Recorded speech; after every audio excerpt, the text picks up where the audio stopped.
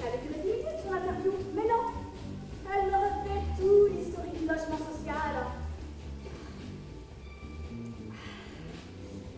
Faut que j'accélère, moi. Je suis essoufflée. Il faut que j'accélère. Ces clients, ils me voient peut-être arriver là et ils m'attendent. Et il faut que j'installe la vidéo en plus. C'est pas gagné. Hein. La merde, je ne pouvais plus arrêter. C'est dingue cette logorée qu'elle avait. Moi qui craignais qu'elle ne parle pas. Aujourd'hui sont décriés les grands ensembles, mais moi je connais des gens qui racontent la vie des grands ensembles. Et c'est extraordinaire. Excusez-moi, Madame le maire, de vous interrompre, mais vous allez sur les quais de Seine conçus par quelques grands architectes. Vous vous retrouvez dans presque les mêmes bars, sauf que socialement, c'est pas pareil. Aujourd'hui, il y a plein de gens qui n'ont plus de toit. Ici, dans ce quartier, il y a des hôtels meublés, il y a même des nouveaux bidonvilles. Sur les talus du périph', ça s'agrandit de semaine en semaine. Le Corbusier a repris des idées qui existaient déjà, hein, quand on regarde l'histoire du logement social, les phalanstères du 19e siècle, bref. La faute, c'est pas ça. La faute, c'est il n'y a pas loin d'1 million de personnes en France qui sont en recherche. Il faut construire. Alors, il faut peut-être pas refaire les grandes cités, mais par contre, il faut faire du logement social. Il faut prendre tout ce qui a fonctionné, mais il faut faire du développement durable. Et il faut que les gens soient heureux dans leur logement. Mais le projet de réhabilitation du quartier, justement, ce n'est pas du tout l'idée de la construction de nouveaux logements. Et c'est une étape. Là, on va choisir l'équipe qui va nous accompagner. Alors, on va bien regarder les projets et on va choisir. Ce cœur de ville est isolé. On ne peut plus, on ne veut plus construire partout, n'importe comment. Le chemin de grue, c'est fini, ça. Le chemin de grue, c'est quoi? Ah oui, le chemin de grue. Ça consistait, dans les années 50-70, à prévoir la place des bâtiments de manière à ce que la grue puisse circuler sur des rails entre les blocs et desservir ainsi la construction. Alors, le projet urbain là-dedans. Donc, aujourd'hui, moins de bars, mais donc aussi moins de logements. Non, plus de logements. Parce que se pose une autre question, la mixité sociale dans ces grands ensembles. Ah, tout va bien quand il y a du travail et de la vie. Quand ça marchait, le HLM, c'est parce que l'ouvrier de chez Renault immigré côtoyait le gars d'EDF qui croisait l'institutrice du gamin, qui pouvait aussi rencontrer celui qui avait un peu plus de sous, mais également le loupard. Et tout cela faisait que quand le loupard faisait une bêtise, eh bien l'instit descendait et disait « Oh, toi là, tu vas pas continuer comme tu faisais là au CP ». Enfin, ça vivait, ça se parlait. Excusez-moi, je ne les comprends pas vraiment. Il n'y a plus d'instit, il n'y a plus de profs, de gars d'EDF dans les cités. Et oui, et pourquoi? Parce qu'a été instauré ce qu'on appelle le surloyer. Je vais vous donner un exemple concret. Il y a des cités où un couple infirmier et infirmière, vous voyez, ce ne sont pas des gens qui roulent sur l'or, enfin, ils ont un revenu convenable. Eh bien, aujourd'hui, à 200 enfants, ils payent un surloyer qui fait que votre loyer augmente de façon considérable. Alors que c'est comme ça, qu'est-ce que vous faites? Vous pensez acheter. Ah, mais vous n'achetez pas ici, hein, vous ne pouvez pas, c'est trop cher. Donc vous achetez ailleurs, à 30, 40 km. Et on se retrouve avec d'une part des ghettos dans les cités et d'autre part des extensions de villes à l'infini dans la campagne. Mais ça date de quand les surloyers? Là, il faut reconnaître que oui, c'était avant, enfin le gouvernement d'avant, enfin avant, oui, oui, ça c'est vrai, ça. Ça montre que de bonnes intentions peuvent aboutir à des catastrophes. Allez, encore une petite montée, une rampe, et j'arrive sur la dalle. Ouf, je souffle un peu, respiration. Je récupère le vidéoprojecteur à la technique, et hop, on le cale.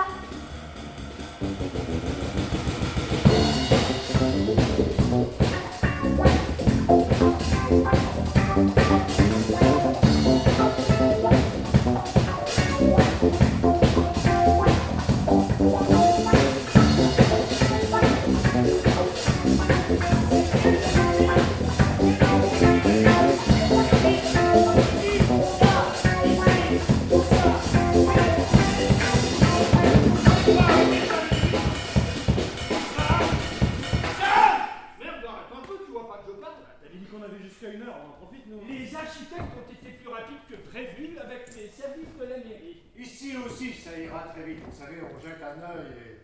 Hein? On n'a pas pour longtemps. Je ne crois pas, je ne sais pas. Je regarde juste un peu. Comment ça? Oui, on a compris l'enjeu.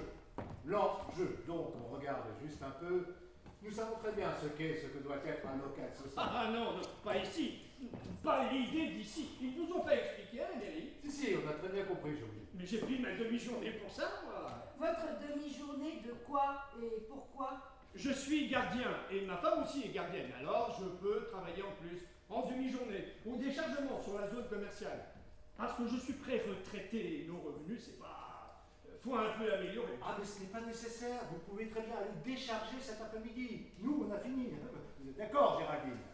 On peut peut-être quand même avoir une petite conversation, discussion avec monsieur le gardien. Monsieur?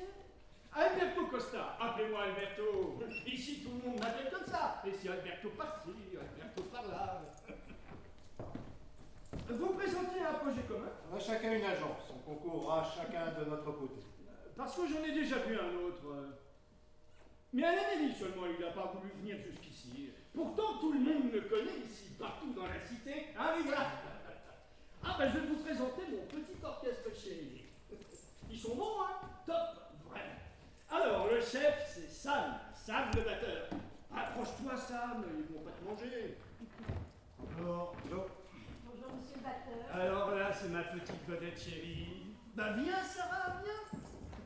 Une voix en or, un sens du blues, du rythme. Ah, ça me fait chaud au cœur, ça me rappelle mon pays. Je viens du Brésil, moi, et ma femme du Portugal. Et puis il y a le retour en source, en quelque sorte. Et le roi de la basse, ouais. Les doigts les plus rapides de toute la banlieue.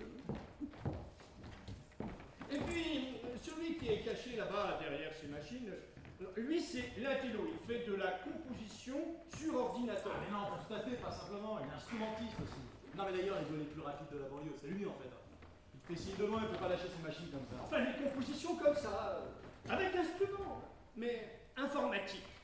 C'est compliqué, compliqué. Je vous dis, Greg, c'est l'intello du groupe. Enchanté. Enchanté. En fait, ici, c'est votre salle de répétition. Oui, mais partagé. Ah, c'est pour tout le monde, c'est le principe, hein. Alors, il y a aussi l'art plastique, comme vous voyez. Tiens, j'ai reçu une demande pour de la danse contemporaine, pas plus tard qu'hier. Ah, et puis, il y a les ateliers des femmes. Et l'art culinaire. On fait des petits, c'est vrai, parce que comme on est en avance sur l'horaire... Pas de problème, on a tout préparé avant la répète. Alors on y va, allez les petits, apportez-nous tout ça. On y va. Où? On reste ici. Ici on fait tout. On mange, on fait de la musique, on danse, on regarde des films et même des réunions de femmes. En fait, votre demande par rapport au réaménagement, c'est de pouvoir concilier toutes ces activités dans cet espace. Ou d'envisager un agrandissement. On a compris, Géraldine. On va intégrer cela dans nos projets. Voilà, basta. C'est pas compliqué. Bon, eh bien, merci beaucoup. Merci, monsieur. Alberto. Merci beaucoup, monsieur Alberto. C'était très clair. Je suis pressé, il faut que j'y aille. Ça ne peut pas se passer comme ça. Comment? Vous ne pouvez pas repartir comme ça. Pourquoi?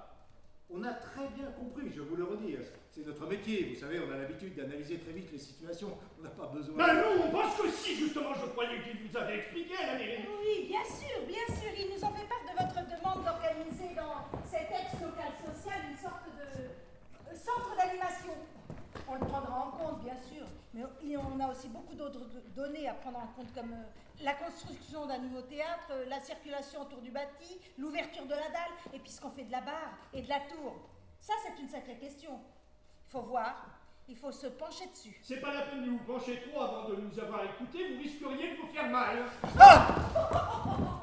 Oh, monsieur Alberto, j'apprécie beaucoup votre humour, votre engagement, tout ça. Je suis ouvert, attentif. Je suis venu sur place, moi. Mais excusez-moi, je ne peux pas passer mes journées à écouter des cahiers de doléances. J'ai des commandes, j'ai une agence, j'ai des collaborateurs, j'ai des comptes à rendre aux entreprises, aux élus. Enfin, bon, pardon, hein, mais vous n'avez pas non plus le monopole des bonnes idées. Et de plus, vous n'avez absolument pas conscience de notre manière de travailler, de nos impératifs, de nos contraintes. Non, je ne souhaite pas m'énerver, mais c'est incroyable. Attendez, Édouard. Mais restons calmes. Vous souhaitez quoi exactement? Nos ateliers, femmes et hommes, et oui, aussi les hommes, ont préparé les repas de la cuisine ethnique. Parfaitement, ça va de l'Afrique à la Chine, en passant par le Portugal, le Brésil, l'Argentine. Non, écoutez, c'est très gentil, mais je ne suis pas en voyage organisé. Je ne suis pas ici pour découvrir des nourritures exotiques. Je travaille, moi, je ne suis pas en vacances. Enfin, moi aussi, je travaille, j'ai même sacrifié une demi-journée pour vous. J'ai mobilisé les jeunes, l'orchestre, les femmes du quartier, mais tout le monde est au courant. Non, attendez, si on était invité à une fête, il fallait nous prévenir. Dites quelque chose, Géraldine. Vous êtes d'accord avec moi, non? Qu'est-ce qu'on fait? On peut grignoter quelques babioles pour leur faire plaisir, puis on y va. Boucle-moi toutes les issues et garde les clés sur toi, ok? Alors, il est pas bon notre buffet? Oh, magnifique! Et les odeurs, ça ouvre l'appétit, vraiment? Ah, vous avez raison, il faut prendre les forces, hein. On a plein de choses à vous dire. Et vous montrer. Ma fille Nathalie a fait un docu sur le quartier. C'est son travail de fin d'études. Elle a fait audiovisuel. On a bossé pour lui payer ça. Vous verrez, hein, c'est génial. Hein. Mais d'abord, les portables. Comment, les portables? J'aime pas être dérangé quand on cause sérieux. Les portables qui sonnent quand on parle, ça me rend dingue. Et là, ça va être du sérieux. Écoutez, monsieur Alberto, vraiment, je pense qu'il vaut mieux pour vous tous, que vous nous laissiez partir gentiment. Vous ne souhaitez pas nous séquestrer? Oh, quand même! En quelque sorte, si. Effectivement, les portes sont verrouillées, n'est-ce pas ça? Mais oui, bien sûr. Et attention, une séquestration douce. Douce! Pas d'armes, pas de violence, juste de la nourriture, de la musique, de la vidéo, quelques palabres, et vous allez découvrir et comprendre notre quartier et ses désirs. Et puis pour vous comme pour moi, ça prendra juste une demi-journée, c'est pas énorme par rapport à l'enjeu, comme vous dites. Vous ne trouvez pas? Allez Sam, les portables, maintenant. Allô? Mais quel merdier! Mais c'est pas vrai, Pas Joël! d'inquiétude. On vous rend tout en bonne et due forme à la fin de notre petite conversation. Alors là, je dois dire que c'est la première fois. Bon appétit aux ministres intègres. Et en musique, s'il vous plaît. Sarah, chanson de sa composition. Et en anglais, s'il vous plaît.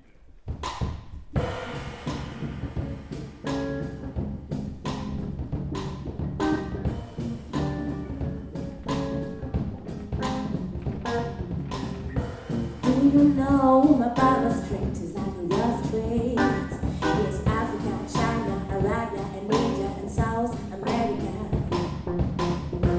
Do you know my Bible Street? They're all about us in the faraway suburbs, but everybody dreams return to his Bible Street. Do you know my Bible Street is built like a big cow? Do you know my Bible Street, but it's wonderful down? Do you know my Bible Street is built like a big cow? Do you know my Bible Street, but it's wonderful down? Do you know my Bible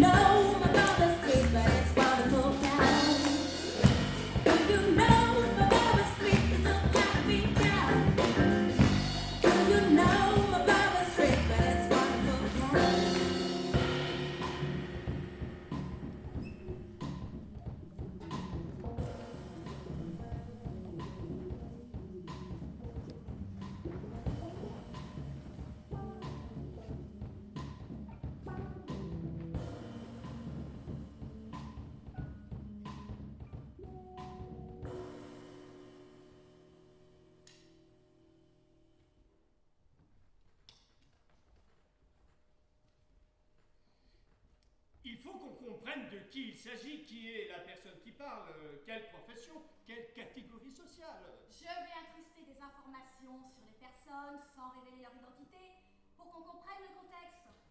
Contexte. À l'école d'archi, nos profs nous parlent sans arrêt du contexte. Fuck contexte, ça signifie quoi? C'est un architecte star. Un Hollandais très cynique qui a lancé ça. Mais il n'a jamais construit de logement social ou d'habitat collectif.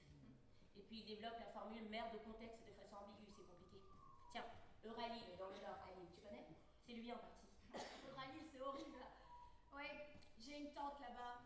Ouais, on pourra en parler. Donc, nos profs à l'école d'archi, jamais d'exercice vraiment pratique. Bien sûr, avant de faire ma maquette pour l'examen, je suis allée faire un tour du côté des banlieues en question. Mais je n'ai pu interroger personne, pas le temps. Donc, aucun témoignage. Conclusion, le ressenti de la population, eh bien, je l'imagine. Tiens, j'aurais dû te demander de l'aide, Nathalie. Le reportage, ça prend un temps fou. Tu n'aurais jamais eu le temps d'écrire ton projet, de faire ta maquette. En plus, avec les répétitions du groupe. Tu veux devenir vraiment architecte ou chanteuse? Architecte. Retourner chez moi et inventer de l'habitat social salubre, c'est urgent. C'est qui ça, là? Reviens en arrière. Géraldine Meyer, l'architecte femme qui se présente au concours. Elle a accepté de me recevoir en interview, mais l'autre, le mec, il a refusé. Exactement comme le premier architecte, pas le temps, pas le temps. Une sacrée énergie, cette femme. Il est sympa quand même, vous verrez. Je garde la dame qui parle des salles de bain. Ouais, elle parle surtout du passé, comment elle a été contente de découvrir à l'époque sa salle de bain dans son HLM, ça ne nous avance à rien pour la restructuration du quartier. Vaut mieux garder le mec ou la nana, je sais plus, au chiotte bouché là. C'est pas un peu trop? Ah, c'est la vérité, ça, je peux témoigner. En 2013, ça fait misérabiliste. Mais puisque c'est la vérité. Attends, et celle qui parle de la loi de Boutin? C'est trop directement politique, ça va les bloquer. Il vaut mieux garder ceux qui parlent des problèmes concrets des gens. Habiter dans ces tours, c'est quoi? Comment ça se passe? Comment on circule, on rentre, on sort, on se gare? Le fonctionnement des espaces communs, les jardins, c'est ça la réalité urbanistique. Les lycéens, j'ai envie de tout garder, ils sont trop drôles.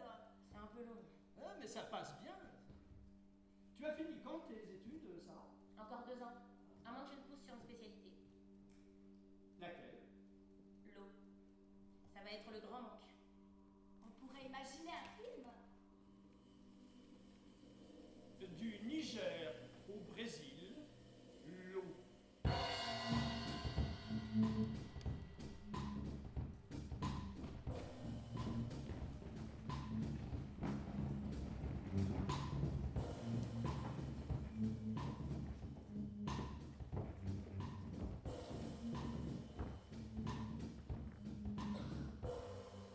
On m'a dit que vous étiez plutôt réticent à une rencontre directe avec les habitants.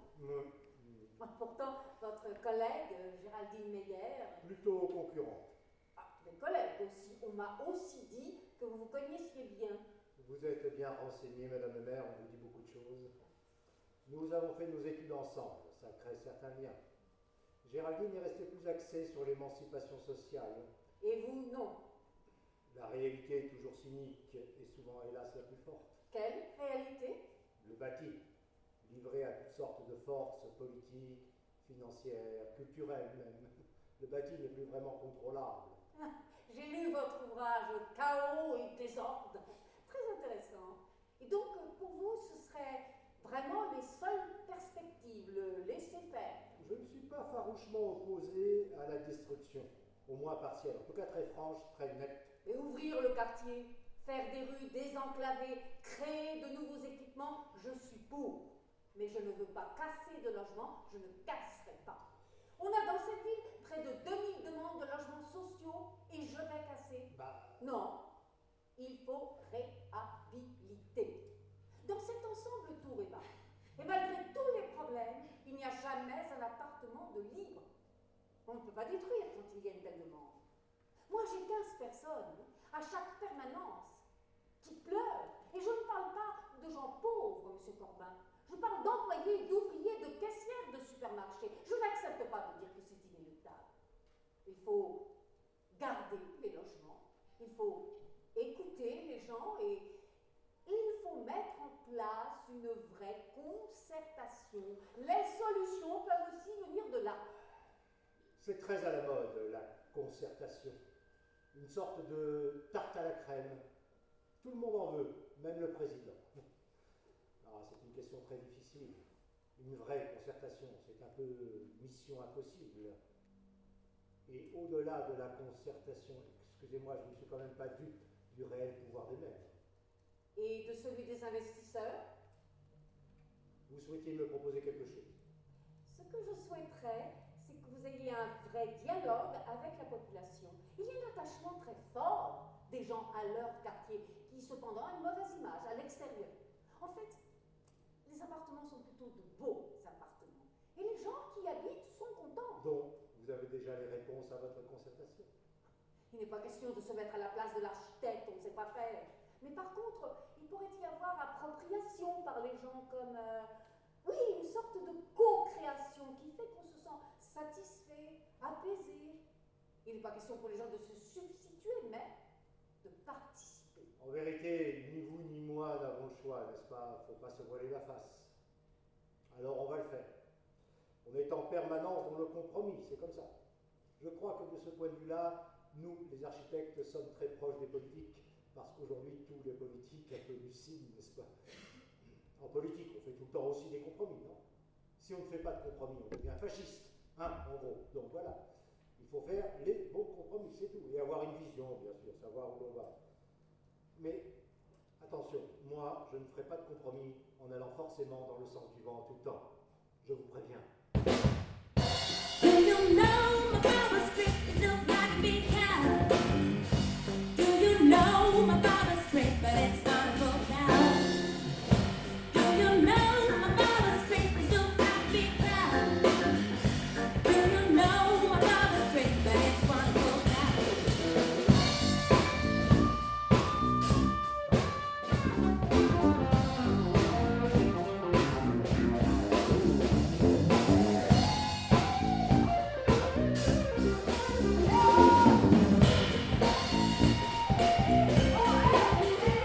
Nathalie, ma fille, c'est aussi son local, elle y fait le montage de ses films. Ray, Sam, un coup de main pour installer la vidéo.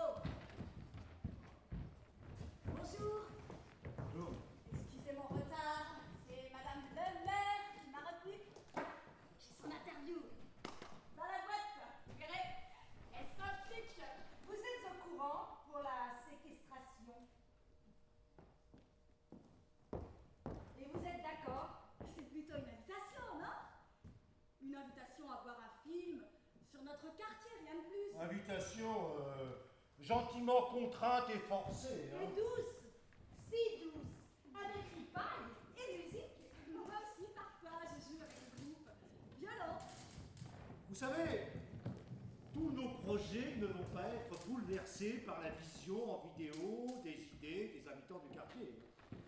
C'est aussi et avant tout un travail personnel qu'on doit fournir. Il faut être à l'écoute, une sorte d'éponge, pour faire des projets qui soient capables de répondre à l'attente des gens, mais pas forcément de façon directe.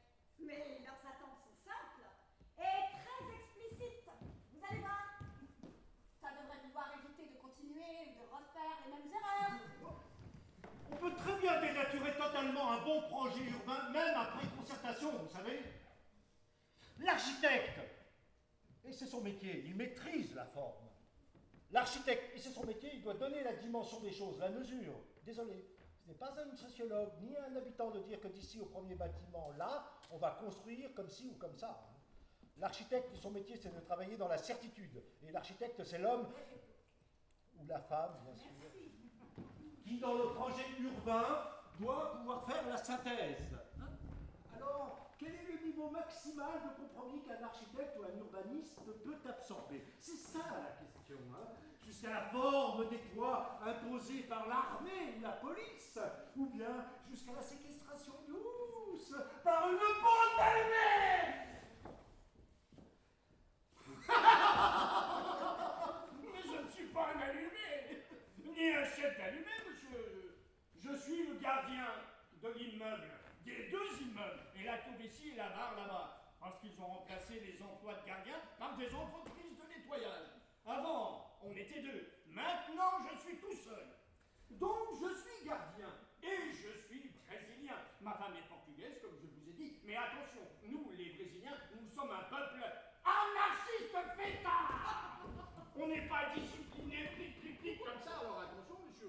un allumé, comme vous dites. Je disais ça comme ça, pour plaisanter. Ah. J'ai connu M. Niemeyer, moi. J'ai connu M. Lucio Costa, l'urbaniste de Brasilia. C'est le même nom que moi, mais pas la même famille. Les Costa, c'est comme des Dupont en France ou en Italie, où ils coulent même les bateaux. Je respecte beaucoup Oscar Niemeyer. J'ai été guide de Brasilia plusieurs années. Je connais l'architecture. J'apprécie les bâtiments modernes. J'ai vécu dans une utopie réalisée. Moi, monsieur, ma femme a voulu retrouver l'Europe, alors je suis ici pour notre fille Nathalie. Mais je sais ce que c'est qu'une ville entièrement planifiée. Une utopie réalisée. Vous entendez? Alors, ne me traitez pas d'allumé. Papa, s'il te plaît, pas t'occuper sur Brasilia. Ce fâche ta mort. Bon, ben moi, même si pas cette question, maintenant je venais voir ces films. Utopie réalisée. Bon, écoutons donc les utopies en devenir, alors. Mais les utopies sont toujours le devenir, monsieur. Regardez le premier béton érigé à Brasilia. C'est une chapelle en hommage à Fatima. Oui. Oui, c'est madame Sarah Kubitschev, épouse du président fondateur, qui a demandé à monsieur Oscar Niemeyer qu'il lui fasse un projet de chapelle pour remercier de la guérison de sa fille. Que le premier béton érigé à Brasilia soit une chapelle. Et immédiatement, M. Niemeyer a pensé à rendre hommage à Le Corbusier, et il a fait une copie de Ronchamp, la voûte et le point d'appui. Voilà, c'est clair, très clair, un hommage à Ronchamp, évident. Mais c'est aussi l'expression des lignes de Niemeyer qui veut toujours donner une légèreté au béton dans les écarts les plus grands. Quand il parle de son architecture, il dit qu'il suit la ligne de l'univers. Et quand on voit Le Corbusier avec la couleur blanche, il dit qu'il suit la ligne de la vie. Il est incroyable. Je suis d'accord avec vous, monsieur Alberto. Il y a toujours une grande influence de la pensée dans le concret de l'architecture. Tiens, justement, Le Corbusier au couvent de la Tourette, par exemple, le rythme si particulier et musical des fenêtres. Et dans la chapelle du couvent, l'arrivée bouleversante de la lumière qui révèle la pensée mystique de Le Corbusier. Pourtant, profondément athée, comme Niemeyer. Et alors? Et ici, quand on regarde ces immeubles, ici, exactement la même expression que Le Corbusier avec la cité radieuse. Et à Brasilia, monsieur Niemeyer, qui a... Stop, Brasilia, ça marche la vidéo. Et la musique, c'est prêt. Pourquoi il n'y a pas de son dans vos films? Vous nous faites carrément un spectacle. C'est pour l'accompagnement. On y va. De mon avis, la tour, elle devrait être démolie. Si on continue comme ça avec les tours, on va construire d'autres niches de trafic de drogue. Ils payent leurs charges, pourquoi? Les ascenseurs sont toujours en panne. Les gens jettent leurs poubelles depuis le 17e étage. Et la nuit, on a même entendu, il paraît, des machines à laver arriver par terre. Qu'est-ce que je disais? Qu'est-ce qu'on fait de la barre? Qu'est-ce qu'on fait de la cour? Et puis, il faudrait créer des couvents quand même. Quand le vent souffle à 50 km/h, là-bas sur la Dax, c'est multiplié par 20. Ou alors ils construisent des éoliennes, et ça sert à quelque chose tout de même. Et les rats? Il y a des rats qui circulent entre les allées. Les enfants, ils ont peur d'aller à l'école le matin. Il y a urgence. Tu en parleras justement. Attends. Non, c'est une blague. Et puis il faut voir l'état de la plomberie là-dedans. Les toilettes qui sont toujours bouchées, le reflux de la merde des voisins, ils connaissent là-bas. Hein. Sans parler des problèmes de sécurité. D'accès libre. Bon, tu jettes un œil sur le camion. La conception de ces tours en soi, c'était pas mal pensé en fin de compte. Pour loger beaucoup de gens. À la construction en hauteur, c'est pas mal pensé. Moi, ce que je reprocherais surtout, c'est la conception de la ville. Ça me plaît bien, hein. Mais il y a quand même un champ. Quand un champ vit, ça vit un peu. Mais quand un champ ne vit plus, quand un champ ferme, c'est un peu mort. Si vous voulez acheter un poisson, il faut rentrer dans le champ. En ville, il n'y a pas. Il y a plus. Il y a eu le poissonnier, hein, mais il n'y a plus de poissonnier. Moi, je pense que c'est l'implantation d'un grand centre commercial qui a fait la ville. Les petits commerçants ont disparu. En 4 ans, c'était fini. Fini. Ils n'ont jamais pu se relever. Mais on accepte.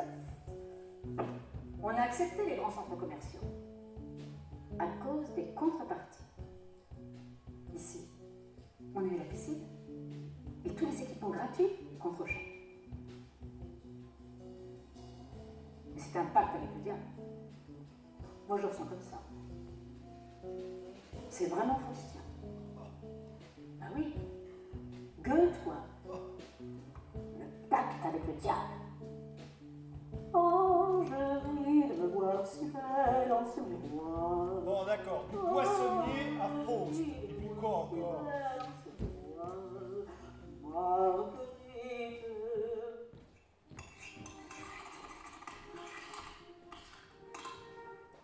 On est tous touchés par le béton. Le béton, c'est à la fois notre solidité, mais c'est aussi notre cauchemar. Parce que le béton, il ne va pas durer. En tous les cas, il ne va pas durer dans l'état où il a été conçu. Ou il va durer, mais pas bien. Qu'est-ce qu'on va faire de notre habitation, dans laquelle on a été près de 40 ans, qui a été bien, solide, confortable, et qui se dégrade complètement, dont le béton se dégrade à l'extérieur? Non, mais c'est vraiment une question. Est-ce qu'ils vont conserver notre base de maison, ou est-ce qu'ils vont en faire table rase pour construire autre chose? Oui, mais dans quelle qualité? Si j'étais suisse, je pense que j'aurais la réponse. Ils conserveraient certainement. Ils la réhabiliteraient au fur et à mesure. Ils trouveraient les moyens. Ils ont bien réhabilité leur grange depuis 3 siècles. Ils la réhabiliteraient tout aussi bien du béton. On a l'impression que ces tours, elles ont été conçues pour exister je ne sais combien d'années. Mais enfin, maintenant, elles sont amorties. Voilà, elles sont amorties. Qu'est-ce qu'on va démolir? On va démolir du béton ou nos vies? Nous, les architectes, on essaie de créer les conditions les plus favorables. Alors bon, destruction, rénovation. Un bon projet urbain travaille sur la définition des espaces publics, les voies, les continuités, les places, les jardins. C'est vraiment ça le cœur du travail. Ensuite, le projet se nourrit avec les îlots existants, ou bien parfois leur destruction. J'ai pas envie de faire un cours. Mais l'architecte n'est pas seul, Édouard. Il travaille avec d'autres. Ça fait partie de l'évolution démocratique. Mais c'est une bonne chose d'ailleurs ce rapport entre d'une part les techniques, les cultures, les savoir-faire, et d'autre part les citoyens et les usagers. Et je crois sincèrement que cette synthèse est possible à réaliser. Vous le pensez sincèrement? Il y a autre chose aussi avec les idées des architectes. On avait construit l'école là à côté, où je fais aussi le ménage. Un peu utopiste, en pensant à ce qui se passait dans les pays nordiques, il paraît. Il ne devait pas y avoir de grillage à cette école. Et elle était complètement étalée, avec des modules, comme il disait. Et le préau était en 2 morceaux, et il y avait des petites tours. On y accédait avec 3 marches, et le toit était ouvert avec une vitre. Et l'architecte avait dit, ce sont les tours à rêve. Donc dans son idée d'architecte, c'était pour les gosses. Quand ils avaient envie de sortir du groupe, pour aller penser et rien faire. Et alors, l'horreur, c'est que quelques mois plus tard, une institut avait puni un gamin et lui avait dit « là !» Et c'était devenu là où on punissait les mômes. Ben oui, ça me marque, moi, ça. Parce que ça montre bien que les architectes, avec la meilleure volonté, d'ailleurs, on a remis des grillages autour de l'école, bien sûr, bien sûr. Ça montre bien que ça ne suffit pas de penser pour les autres. Il faut ensuite qu'on se dise comment ils vont s'approprier les choses.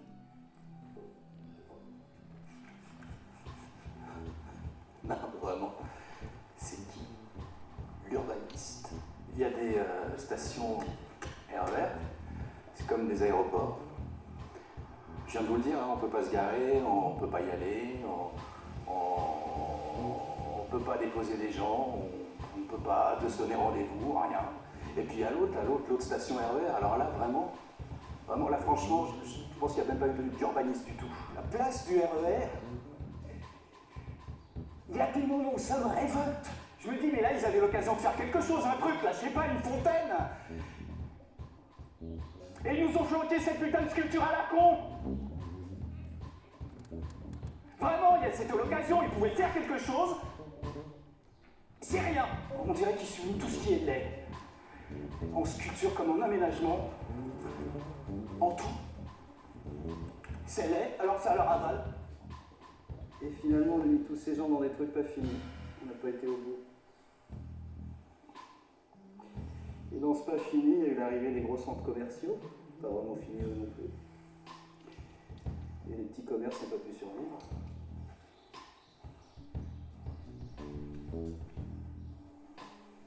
C'est pas la faute à Le Corbusier, tout ça. C'est la faute à Auchan et Carrefour. Tous les autres géants. Shopping. Je sais pas quoi. Regardez.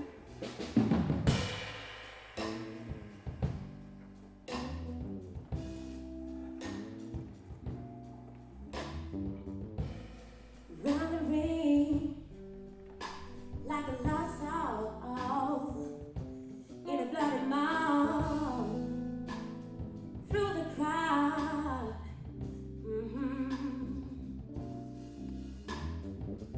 Looking for food and clothes with a vitriol in defense.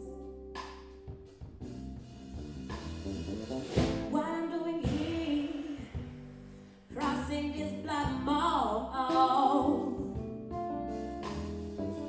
Looking at this shopping center, as French people say, French people when they try to speak American.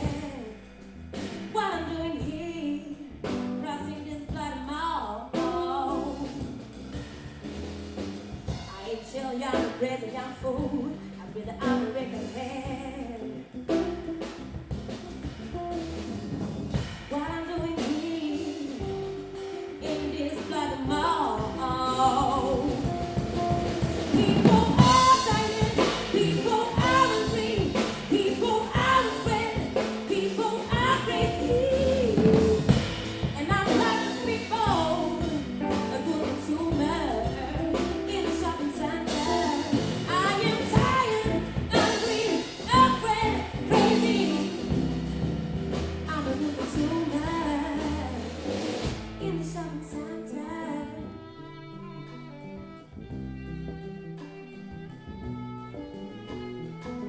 More, let 'em all. Consommation, sommation, toute consommation. Consommation, sommation, toute consommation.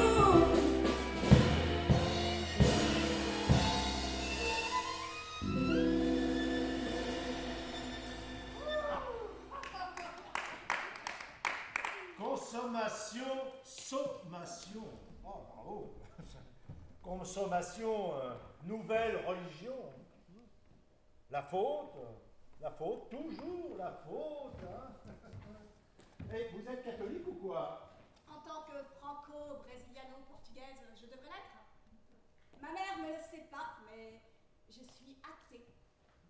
Quant à mon père, il vous l'a dit. Il est analphabète et bavard. À tous nos malheurs, on veut un responsable. Et si possible, unique. Alors on cherche la faute. C'est vrai que dans les années 80, les architectes ont déserté les banlieues. Oui. Pas d'architecte et une logique du maximum de recettes avec un minimum de dépenses. Béton, tour, bar, cité. Béton, tour, bar, cité. Une sorte de va comme je te pousse qui revient à l'apologie du chaos. On pourrait même parler du silence des architectes. Un silence bruyant de béton, de dalles, d'esplanades, de vides, de courant d'air. Pourquoi il y a tant de béton en France? Eh oui, en France, on ne connaît que le béton. On sait le poids de Lafarge sur l'état de l'architecture et du bâti en France. Bon, mais maintenant c'est en train de changer avec le durable. Mais il y a encore quelques années, on ne pouvait pas construire en dehors du béton. Le béton, il fallait le vendre. Le grand capital, les grandes entreprises, c'est quand même ça qui fait la loi. Parce que le logement, c'est fait pour habiter, mais c'est aussi fait pour gagner de l'argent. Les grandes entreprises du béton, elles ont d'abord fait leurs armes sur la ligne du front de mer. Les blocos, quand même. Parce que ce sont des entreprises françaises qui ont bâti le mur de l'Atlantique. C'est pas des entreprises allemandes. On l'oublie toujours, hein. Elles en ont fait des bénéfices pendant la guerre avec leurs blocos en béton. Et quand on a commencé la reconstruction, eh bien, les entreprises béton, elles étaient déjà là. Et pour continuer à vendre du béton dans les années 60, pour construire ces grands ensembles, ben on y allait pour ficher en l'air sous couvert d'habitat insalubre. Ah oui, bien sûr. Il y avait de l'insalubrité, mais on y allait. Ah, on en a fait des RHI. Quoi? Réduction d'habitat insalubre. À tour de bras, fallait démolir 70% de l'habitat ancien pour avoir la subvention pour reconstruire. Alors bien sûr, on détruisait 70%. Mais les 30% restants, ben ils venaient avec, c'était pas tenable. Et comme ça, on détruisait des quartiers entiers et des quartiers. Et nous, pendant ce temps-là, à Brasilia,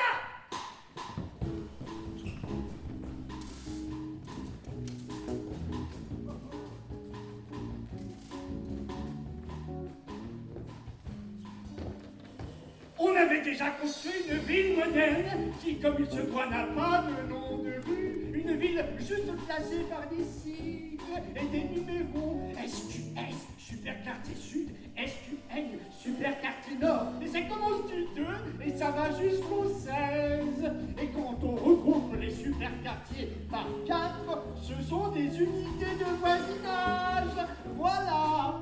C'est du Le Corbusier démembré.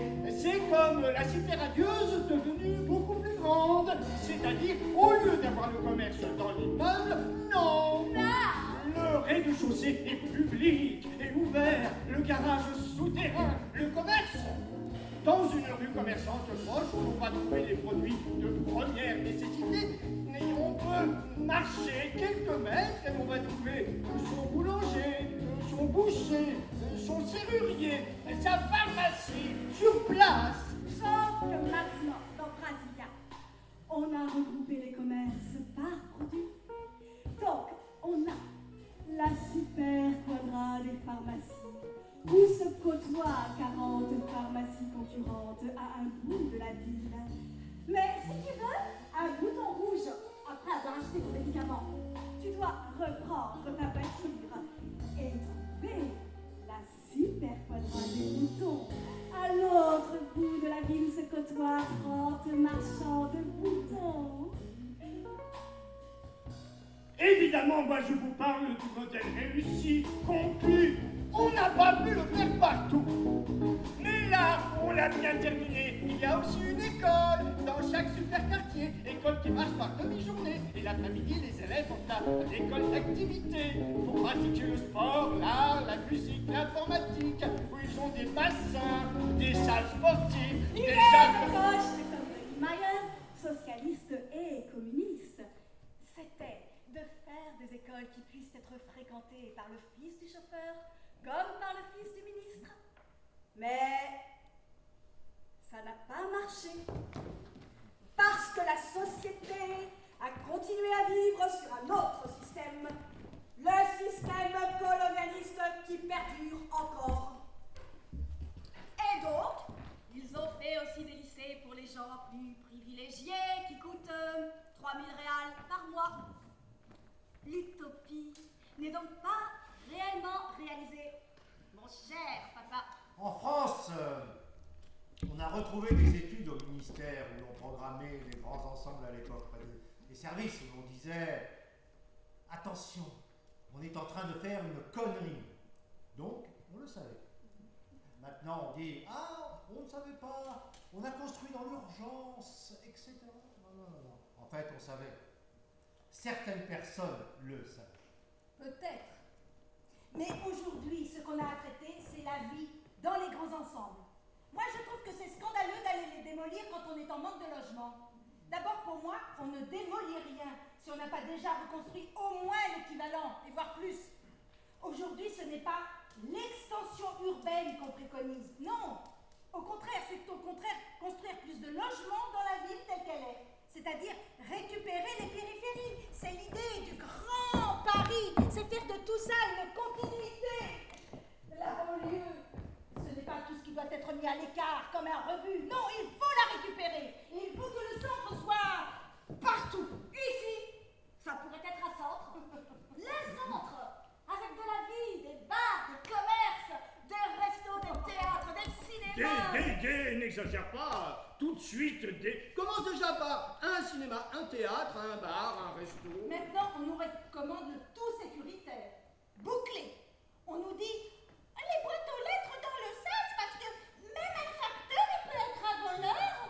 On nous dit zéro banc parce que c'est risqué. Les jeunes ils peuvent s'y asseoir et faire du bruit. On a organisé une ségrégation depuis plusieurs décennies. Donc maintenant on le paie. Parce que la ségrégation ne permet pas l'intégration. Alors, retisser des liens. Moi je suis pour. Je crois que sur ça il va falloir se bagarrer. Mais tout le monde. Pas seulement l'architecte ou l'urbaniste. Le citoyen aussi. Tout le monde habite.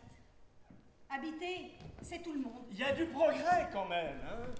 Les experts ne voient pas tout. Il y a des gens qui ont des idées, et des citoyens qui vont ailleurs et qui ramènent des bonnes idées, qui soulèvent des problèmes ou des questions auxquelles personne n'avait pensé avant. Et parfois, face à de vrais professionnels qui ont passé leur vie à construire, une idée toute simple surgit et oui, on n'y avait pas pensé. C'est toujours intéressant quand quelqu'un d'extérieur arrive et dit « Mais pourquoi vous faites ça ?» Par exemple, pourquoi vous avez mis un sens interdit, là, dans ce sens-là? C'est bizarre. Alors, vous posiez la question de la faute. Eh bien, je suis allée jusqu'à Marseille pour trouver la faute. Et voilà ce que j'ai entendu. Une incroyable défense. Tu oublies pas le vin, oui. Non, merci papa. Je vis dans le Corbu, je dors dans une œuvre d'art. Voilà mon opinion. Même si le matin on est grognon et qu'il faut aller travailler si le temps est trop gris, eh bien non. Il y a un coin de ciel parfaitement cadré qui vous dit « Mais bon sang, le monde est beau ». Et je sors de chez moi depuis 27 ans. Et je regarde toujours les portes de couleur et leurs scansions et leurs lumières. Je les regarde. Et c'est jamais pareil.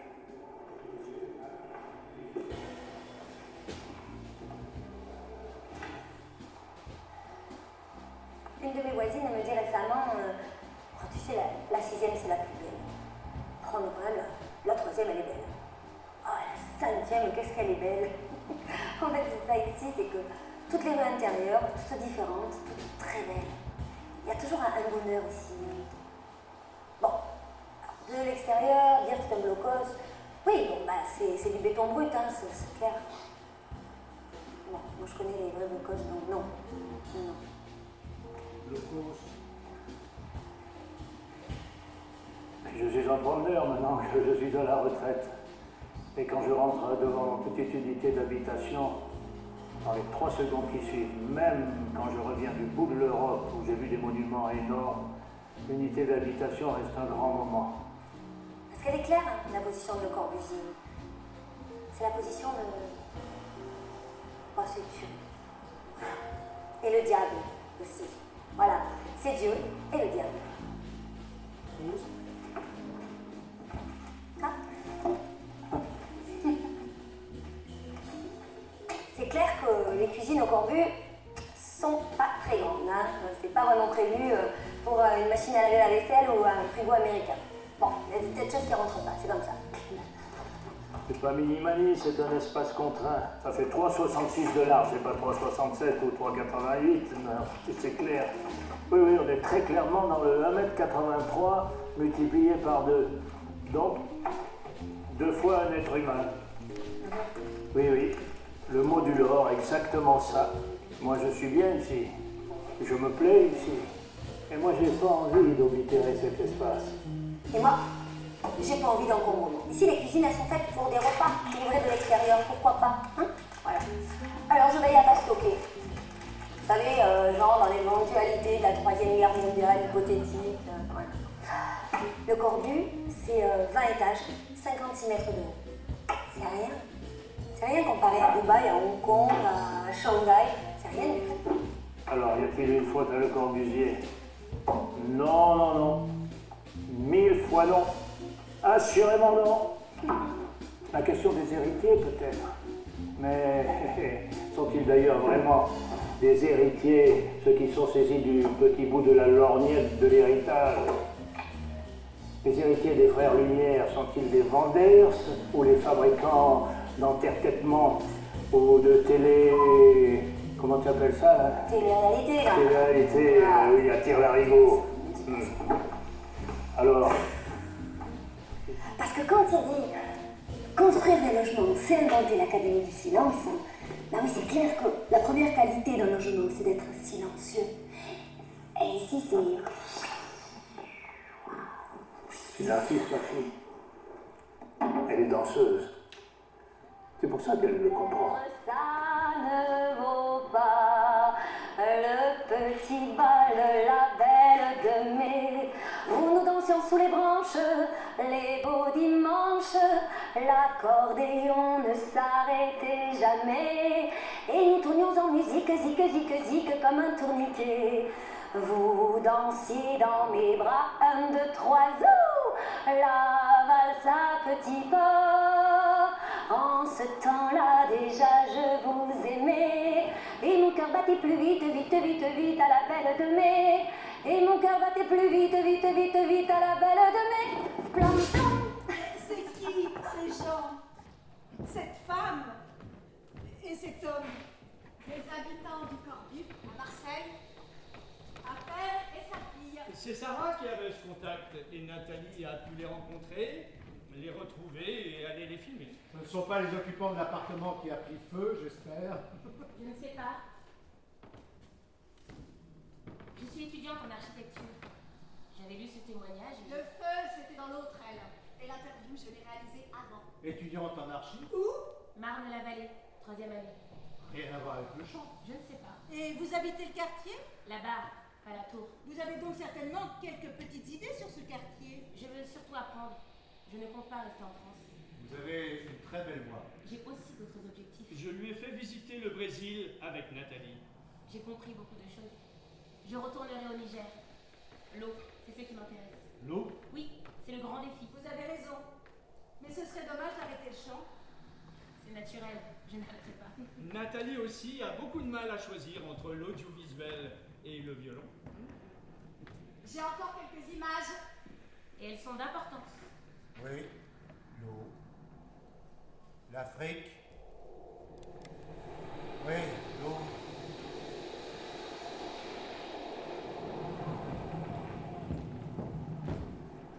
Les pays scandinaves, ils n'ont pas ce problème parce que depuis longtemps, ils ont fait des réserves foncières dans le pourtour des villes. Mais nous, on a laissé courir, alors qu'on a des outils fabuleux pour le faire. Non, parce qu'on parle du prix de l'architecture, mais parlons d'abord du prix du foncier. Si vous avez un foncier à bas prix, vous pouvez faire de l'architecture de qualité et différenciée. Ben oui, parce que l'argent que vous n'avez pas mis dans le foncier, et vous pouvez le mettre dans les matériaux, l'architecture. Non, mais on est un pays qui ne veut pas se mettre à dos les promoteurs immobiliers. Non, parce qu'aujourd'hui, on pourrait très bien. Hein. On a les outils pour le faire. On pourrait très bien, mais on ne veut pas.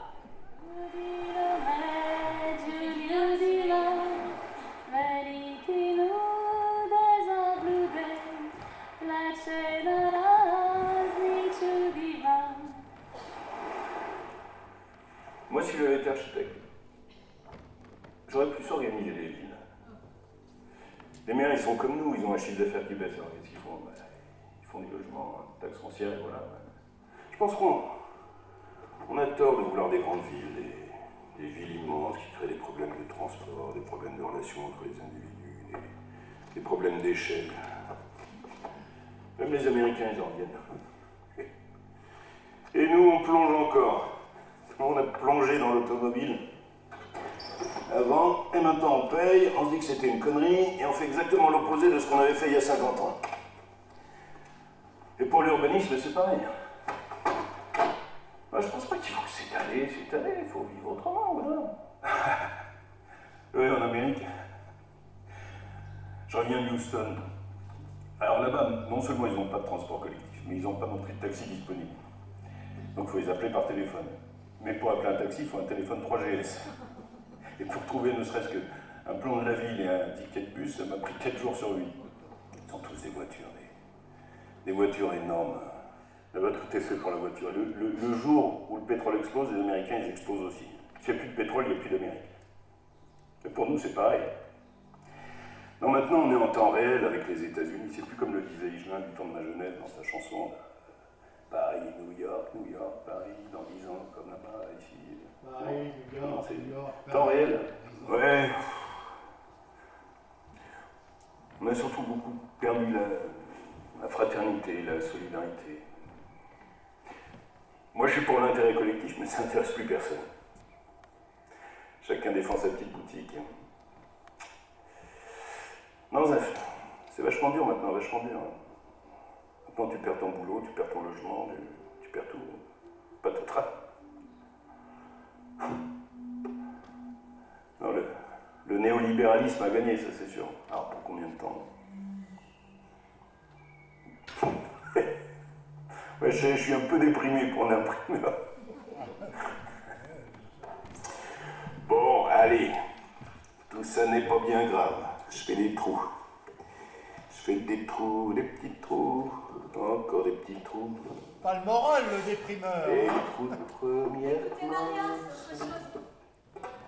Ouais, donc comme tu sais, j'ai eu l'occasion de vivre à Valencia, en Espagne, dans le quartier gitan. Donc quartier le plus pauvre, avec un taux de chômage un peu plus élevé.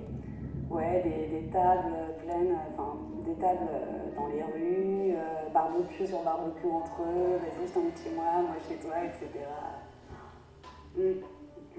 Et du coup, ouais, est-ce que c'est lié, peut-être que le climat joue aussi, tu vois, ou les mentalités, peut-être.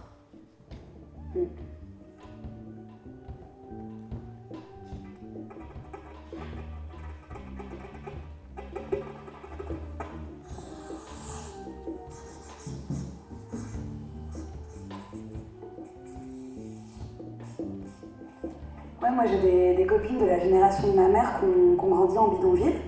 Par exemple, celle arrivant d'Algérie. Et donc vraiment, tu vois, le mal logement plus, quoi.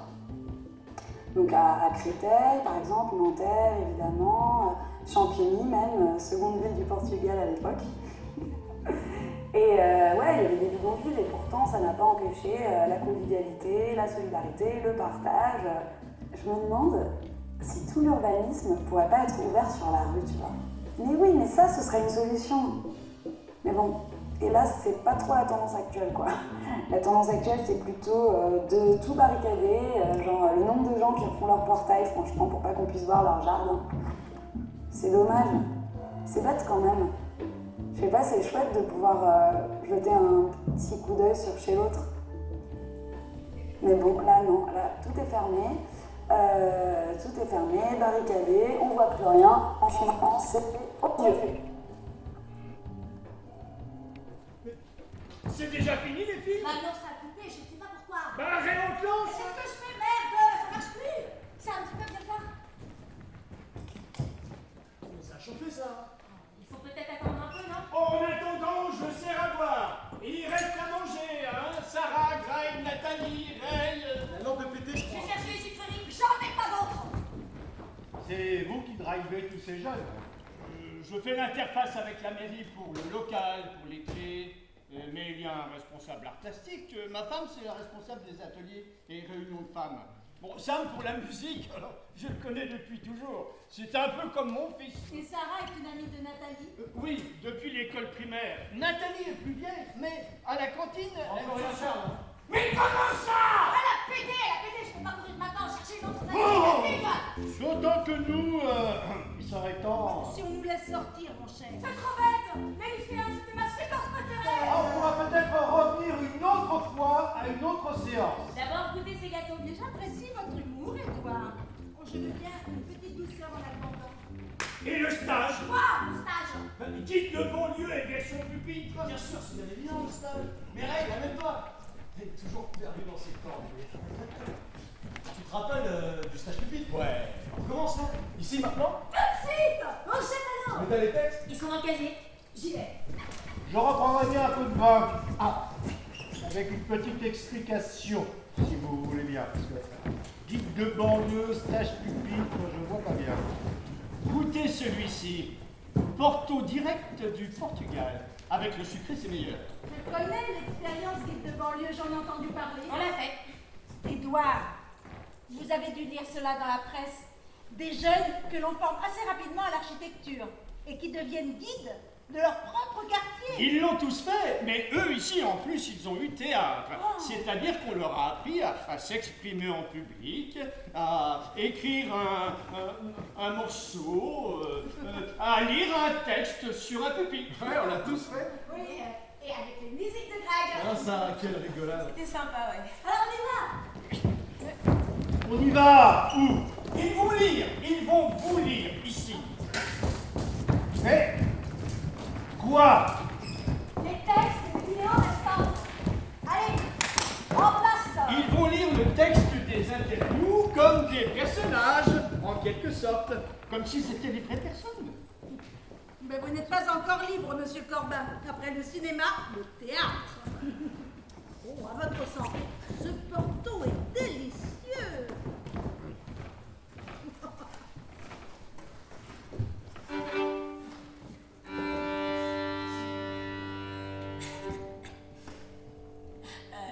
Nous, on connaît pas le Corbusier, on connaît pas les architectes, on connaît pas l'architecte du lycée, mais on voudrait bien engueuler, ouais. On dirait un cimetière, ce lycée.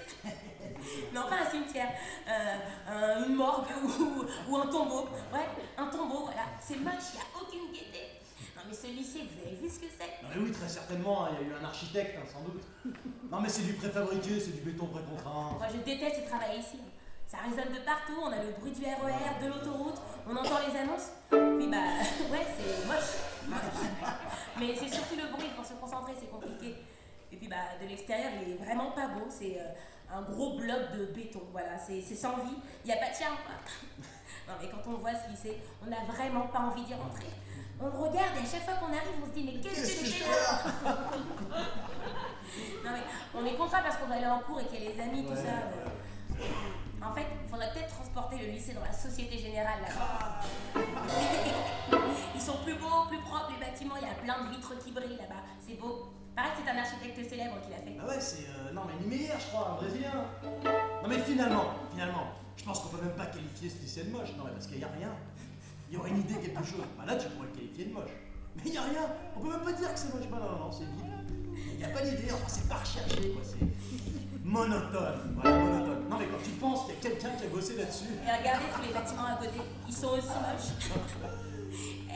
C'est pour l'administration du lycée. Oh.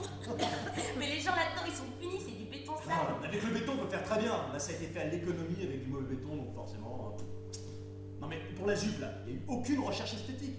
Non mais c'est très bien, on peut dire ça, ça n'a pas été pensé dans le temps. Ils ont fait ça en quoi? 10, 15 ans? Non mais ils ont pas réfléchi les types, c'est des cités dortoirs et il n'y a aucun entretien. Derrière là, c'est les ordures urbaines. Non mais vous imaginez, tous les jours, on peut faire des bâtiments en hauteur, c'est pas un problème, mais au bout d'un moment, il faut un peu réfléchir pour faire une architecture humaniste quoi. Ici, il y a l'autoroute juste à côté, le centre commercial là-bas de l'autre. Il n'y a pas d'endroit où se poser dehors. Faudrait un endroit où, quand il fait beau, on puisse se poser. Bon, ici, ça donne juste envie de rentrer chez soi. Tout est à l'intérieur de la galerie commerciale. C'est ça qui va pas. S'il y avait une place, un endroit, un espace où se poser, plutôt que le café il soit à l'intérieur, faudrait un truc à l'extérieur, ça serait vachement mieux. Mais non, tout est à l'intérieur de chambre. Faudrait une place. Ouais, mais une place vivante, c'est ça qui manque. Autour de la station du RER, bah, t'as que des bureaux par exemple. Bah, c'est ça qui va pas. Tu prends la Société Générale. Elle a un autre projet de l'autre côté de la 4 voies. Et ben je suis allé voir les plans moi. Et ben pareil, pas d'immeuble d'habitation, pas de café, pas de restaurant. Non mais donc les politiques, les urbanistes, ils construisent de la zone à risque comme s'ils étaient aveugles ou sourds. Quand on grandit dans une cité, on est plus solidaire, c'est certain. Nous, quand on va à Paris, les gens ils le trouvent bizarre. Peut-être parce qu'on est toujours ensemble, groupés, je sais pas. Ouais, mais dans nos cités, tout le monde connaît tout le monde, hein. Et dans nos cités, nos parents ne laissent pas faire n'importe quoi, non. Même si c'est pas votre enfant, et ben c'est comme au Congo. Par exemple, si je vole et si c'est loin de chez moi, les parents des autres que je connais pas, ils peuvent même pas taper. À la télé, quand ils montrent les cités, on dirait il y a que des fusillades. On dirait on est des animaux en fait. Alors que nous, quand on voit une femme par terre, eh ben, on l'aide à se relever. Et les jeunes, ils aident les vieux à monter les paquets, leurs courses, tout ça. Ils montrent pas ça à la télé, ce qu'on fait quand les ascenseurs ils sont bloqués. Ils montrent que le négatif. Forcément, les médias sont manipulés. Dans ma cité, elle était sale, mais ils l'ont rénovée. Parce qu'avant, il n'y avait pas d'endroit pour jouer. Après, ils ont fait un toboggan pour les petits, et surtout un terrain de foot. Avant, on aurait dit qu'on était à Bagdad. On tirait sur un mur et ils pouvaient tomber. Après, ils ont tout refait. Même la mairie, elle nous trouve des sorties pendant les vacances pour qu'on s'occupe et qu'on fasse pas des trucs bizarres, des délinquants, tout ça. Ouais, mais moi, la cité, je la trouve un peu sale, hein. Bon, elle est fleurie, tout ça. Les bâtiments, ils ont été rénovés il n'y a pas si longtemps, mais ils sont déjà sales, quoi. Il y a des portes cassées. Bon, il y a bien des gens qui réparent, ouais, de temps en temps, et d'autres qui nettoient. Mais par exemple, là, ça fait 3 jours que la personne qui fait le ménage, elle a ses matériaux depuis 3 jours à mon étage, au 5e. Et ça n'a pas bougé. Et on ne sait même pas ce qui se passe. Ah, moi, je sais. En fait, c'est le fil près de la lampe qui a chauffé, pas la lampe. Ah bon? Ah ouais, si tu veux, ouais. Et si je le tiens comme ça, écartez le fil, regardez. Ça repart, regardez.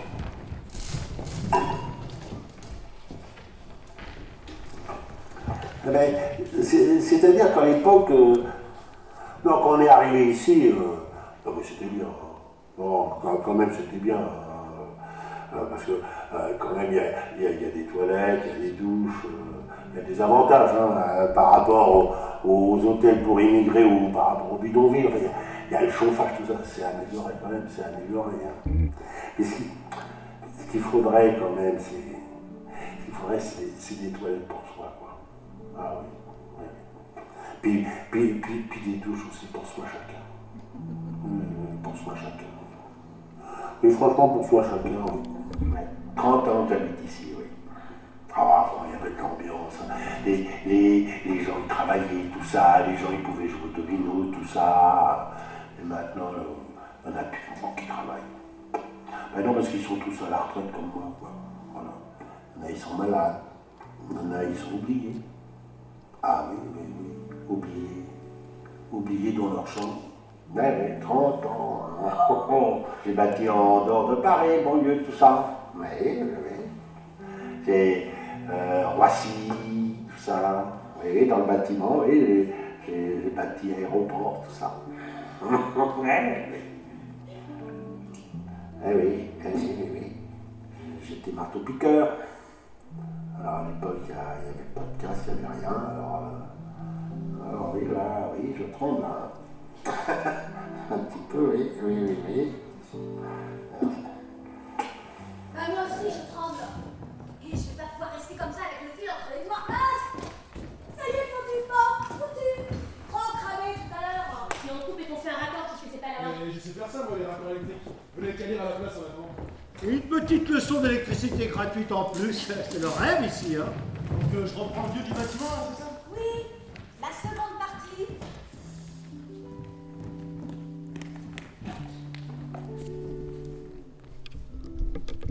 Quand on prend la vie ici, dans ce foyer, de chaque personne qui a bâti la France, je parle pas déjà avant, pendant les guerres mondiales, non, je parle juste le métro, les HLM, le prestige de la défense, enfin quoi, la fierté de la France.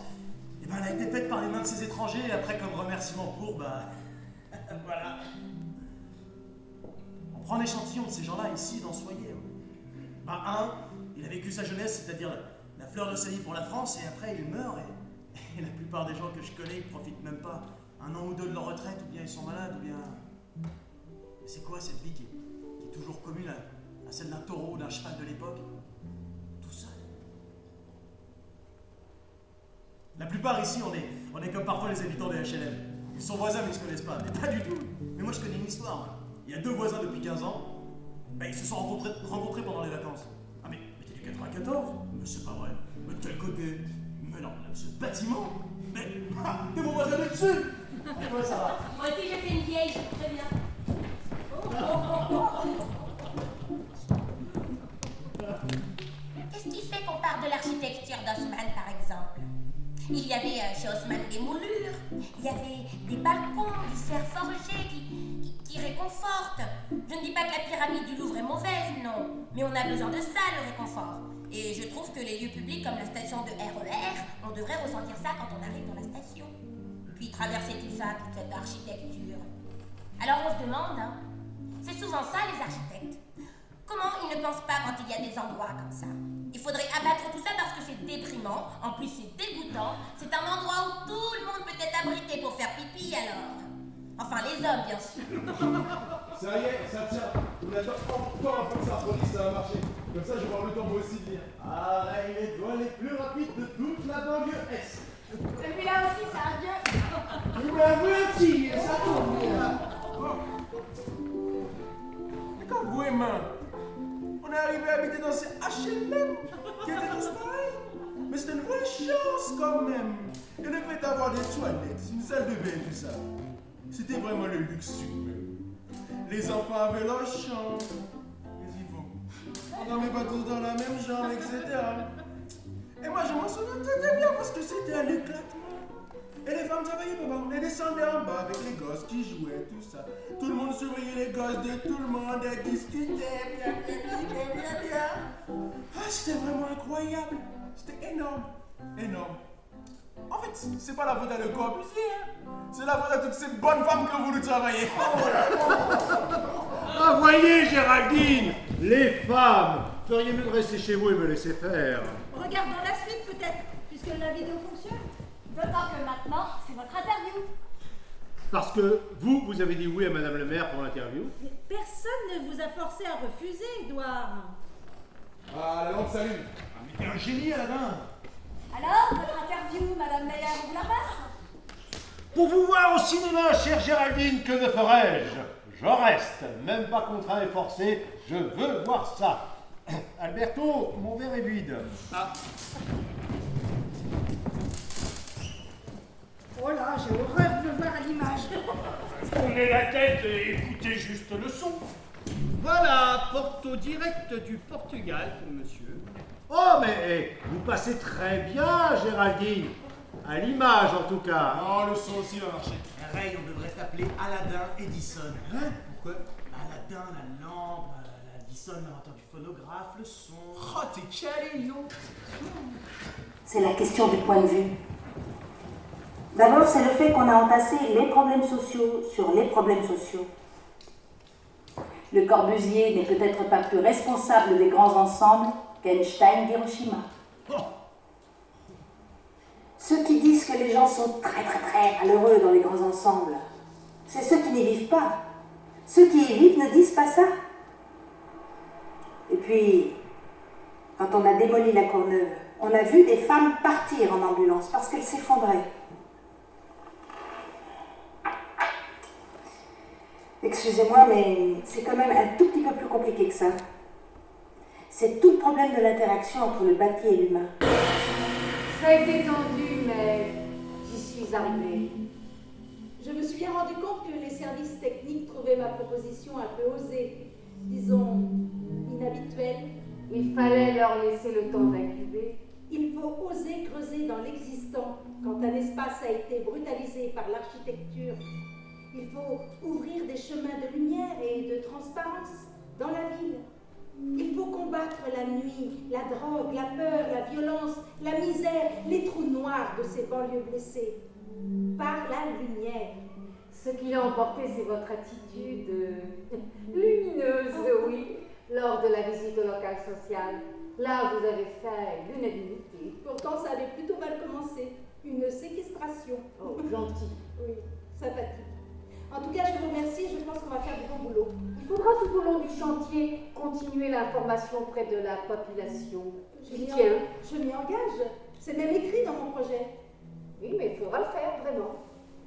Vous savez, ce n'est pas mon soi-disant féminisme, mon obsession de la parité, comme disent mes adversaires, qui a fait la différence.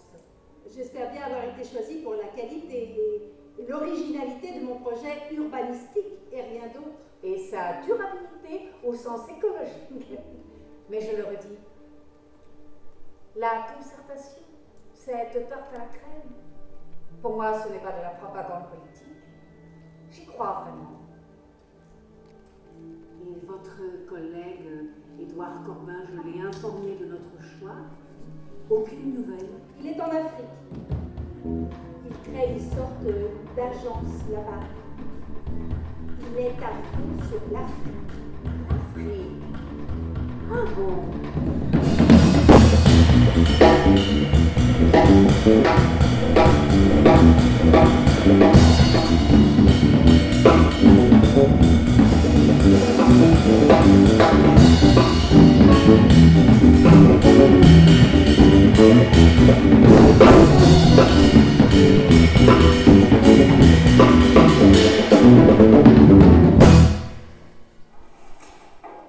La problématique de Le Corbusier, c'est quand même comment on construit cette interaction entre le bâti et l'humain. Et il y a moyen, avec de la démolition restreinte. Bon, je ne dis pas qu'il faut absolument tout garder, mais retrouver un mode de reconnaissance d'où on habite, et qui peut être une tour de 15 étages, parce que quand on dit les cités, là, les machins, on les rase. Mais ça redevient des bidonvilles aussi. Mais Géraldine, mais vous êtes parfaite en passionnariat du HLM. Sarah Nathalie, je crois qu'un bon thé à la menthe nous ferait du bien. Ah non, je termine quand même ce délicieux Porto, direct du Portugal. Eh oui. Édouard, je peux conduire votre véhicule si vous le souhaitez. Je n'ai pas pris ma voiture. Vous voulez conduire ma voiture? Me doubler sur les projets? Décidément, vous n'avez pas beaucoup changé depuis la Villette. L'école d'archi de la Villette, c'est là où nous avons fait nos études, chère Sarah. Toujours cette hargne d'y arriver coûte que coûte. Mais ne soyez pas jaloux, Édouard. Peut-être que pour nous, les femmes, c'est 2 fois plus dur. Alors il faut mettre 2 fois plus d'énergie. Moi, je crois à l'énergie de la douceur, une douce fermeté. Je reviens avec le thé. Une douce fermeté. Pas mal,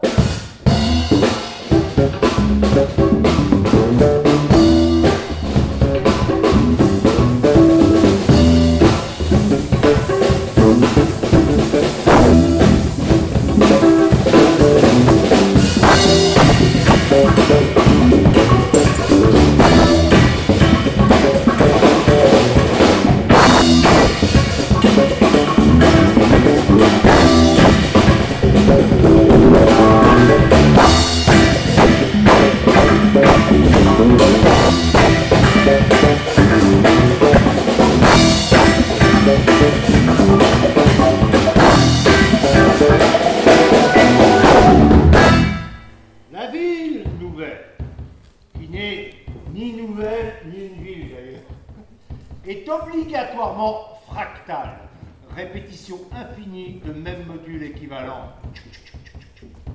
Seuls les hypermarchés parfois, et surtout les aéroports, sont caractérisés. Mais j'aime assez cette condition universelle de passager-consommateur. Moi, c'est l'architecture banale qui m'intéresse. Mais je veux que cette architecture banale soit belle. Je travaille pour le piéton, pas pour le passager de galerie commerciale ou le voyageur toujours entre 2 vols. Vous savez, le plan de la ville de Brasilia, c'est un avion, l'ombre d'un avion sur le sol du désert. Comme ça. Dans l'avion, je regarde par le hublot et je rêve. Je vois des autoroutes dans les airs se tendant les bras d'un gratte-ciel à l'autre. Je vois des habitations suspendues, je vois... Quand j'étais petite, le bruit de l'avion était dans mon imaginaire relié à la mer. Je ne sais pas pourquoi, même à l'odeur de la mer. D'autres disent que Brasilia, c'est la flèche et l'arc d'un indien en train de tirer. Et l'utopie du mélange social du début existe encore. Dans le cerveau de Niemeyer, même s'il est mort. Moi, je préfère l'image de l'avion peur de l'avion me crée constamment des problèmes. Ce n'est pas seulement l'angoisse de risquer de rater un rendez-vous professionnel, mais une véritable frustration intérieure, doublée d'une colère. La vision d'avion est calme, régulière, précise, liquide. Petit romancier des villes avec vos pauvres adultères, il y a des sujets d'épopée quand on voit le monde d'en haut. Ah, sacré Corbu. J'ai d'abord voyagé en bateau. Beaucoup de bateaux. Je découvrais peu à peu mon pays, l'immensité de mon pays, la similitude étrange des gros bateaux avec certains immeubles, des heures de trajet avec mon père et ses marchandises, des paysages plein les yeux, la vie très animée près du fleuve Niger. Bon, si je m'engage à faire le voyage, alors je me prépare. Je vais tôt à l'aéroport, mais sur la route, je commence à penser. Ah, Niemeyer, peut-être. Lui aussi détestait l'avion. Un jour, le président du Brésil attendait M. Niemeyer à l'aéroport, mais lui avait fait parvenir un mot du genre « Président, je ne vais pas prendre l'avion. Je viens en voiture. Excusez-moi, je reste sur le sol de mon pays. » Moi, je suis prête pour le voyage en fusée vers d'autres planètes. Et Sarah m'accompagnera. Je retournerai dans mon pays d'abord. Beaucoup de gens vivent sur des cartons, dans les rues, dans les sous-sols. Ce sont des citoyens de 2e, 3e classe. Ils tentent de construire la capitale. Et au même moment, d'autres, en Chine par exemple, rêvent d'un projet de science-fiction architecturale.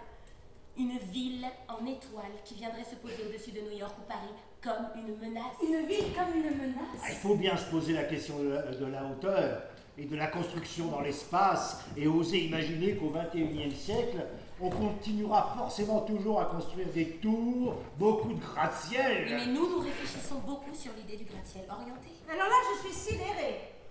Comme si la seule imagination architecturale pour le futur se limitait aux tours. De Londres à Dubaï, en passant par Sao Paulo ou Shanghai, la seule question est qui construira la plus haute? Mais nous sommes face à une crise qui remet en question le système économique et social de toute la planète. Et l'on s'entête sur des modèles type Manhattan. Mais l'urgence! La révolution, ce serait bâtir des villes adaptées au développement durable. On ne va quand même pas faire comme si rien ne se passait et que l'orchestre continue à jouer. Mais les tours seront désormais écologiques, chère Géraldine. HQE, haute qualité environnementale. Ce sera plus un délire de consommation énergétique, on n'en est plus à la défense. La récupération des déchets comme matériaux pour la construction des villes mi-urbaines, mi-rurales, autosuffisantes pour l'alimentaire, l'orientation pour les gratte-ciel. Tout cela vous semble des idées révolutionnaires? Mais c'est simplement la continuation du bon sens de l'architecture. Depuis toujours. Une tour doit être une belle élévation vers le ciel. Une spirale pour la pensée, une torsade humaniste. Bravo, Sarah! On dirait presque du Corbu. Oh, tiens, à propos, Édouard, qu'en pensez-vous? Doit-il ou non rentrer au patrimoine mondial de l'UNESCO, ce grand-père Le Corbusier qui est à l'index? On peut dire ce qu'on veut. La ville de Chandigarh, en Inde, est magnifique. Par le parti pris affirmé jusqu'au bout. Il n'a pas inventé ça pour faire plaisir à ses contemporains, Corbu. À sa manière, il a dit merde au contexte, comme Colas aujourd'hui. Oui, il a fait ce qu'il pensait juste et droit.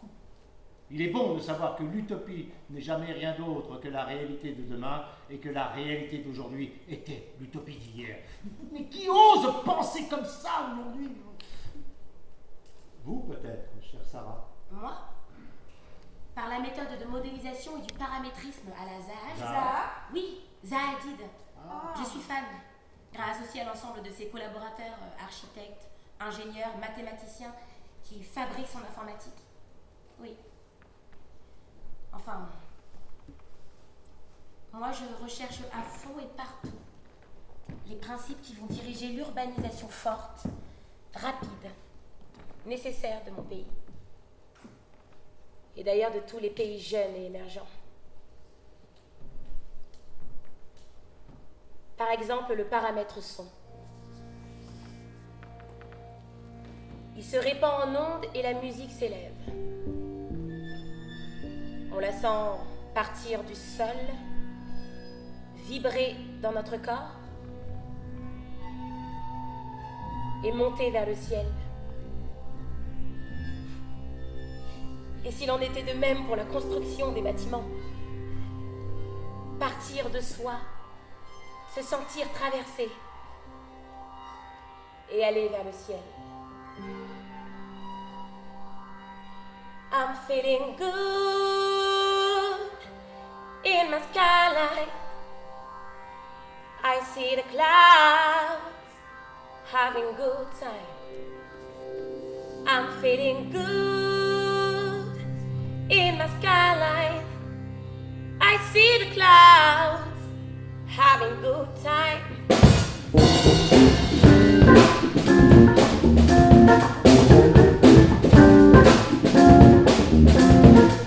See all the diamonds in a kind of eyes, and I have a vision in my powerful mind.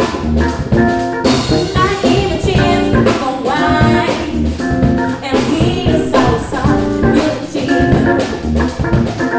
I see big future light. I see many making gardens.